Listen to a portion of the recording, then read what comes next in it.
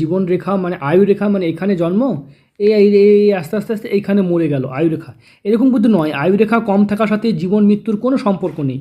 আয়ুরেখার নামটা অ্যাকচুয়ালি রাখা উচিত ছিল আত্মবিশ্বাস, কনফিডেন্ট আর প্রতারণা শিকার হওয়া রেখা, এটার নাম হওয়া উচিত ছিল। কিন্তু এটার নাম যেহেতু আয়ুরেখা চলছে, তাই আমরা আয়ুরেখাই বলবো।